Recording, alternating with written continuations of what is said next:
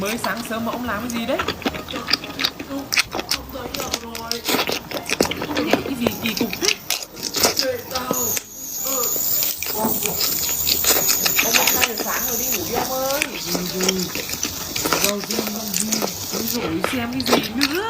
Muộn rồi. Mẹ tao. Không được. Ông đưa mẹ đây. Ngủ đi, ngày mai xem tiếp.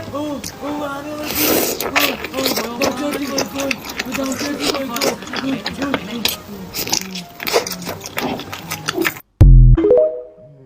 Còn đây là ông của mình mọi người nha. Ông ơi, chào mọi người đi ông. Chào mọi người đi.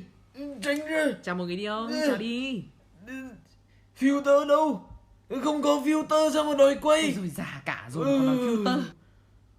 Ôi, sao mặt tôi xấu thế này? Bà ơi, bà bỏ tay ra giúp con với nhá. Không, Bà bỏ tay ra thì con mới chụp mặt bà được. không, mặt tao xấu. Ôi giời ơi, đi chụp ảnh thờ mà còn xấu với chả đẹp. Kìa mẹ nó, Thế sau này thì làm sao mà con cháu nó biết mặt bà như nào? kìa mẹ nó. Ảnh tao đăng đề trên Facebook ấy, lên đấy mà xem. Mẹ ơi, thế giờ cái mảnh đất kia mẹ cho ai?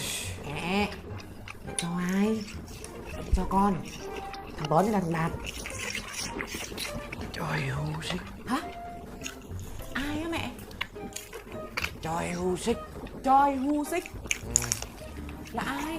Lên Google mà tìm. Giời ơi, cái bà đứa con bằng da bằng thịt đang ngồi đây thì không nói đi. Nói gì cái thằng nào trên mạng? Thôi tụi mày cút đi để tao ngủ. Nào mẹ nói đi rồi ngủ Sao sau. biến đi.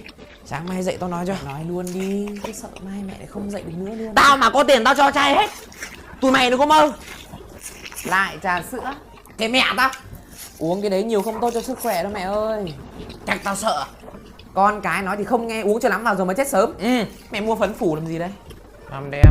Giời ơi, sắp chết đến nơi rồi mà còn làm đẹp nữa chứ. Có chết tao cũng phải đẹp hơn mày. Sao mà hay hơn thua quá? Kìa mẹ tao. Tiền con đưa cho mẹ là để mẹ đi khám rồi mua thuốc, chứ không phải là để mua mấy cái này đâu. Con bỏ cái chổi xuống. Bỏ cái chổi xuống. Bị điếc à? Hả? Điếc à? Bỏ cái chổi xuống như này này. Đấy, thế bỏ cái chổi xuống tôi cầm lên làm gì? Tôi quét thôi. Bà ngồi đó nhá. Tôi quét nhà thôi. Thế con cầm lấy chổi trên tay đây này. Bỏ xuống. Có hiểu không? Có biết nói không? Câm à? Hả? Có điếc không? Bỏ xuống. Nhà của tôi quét.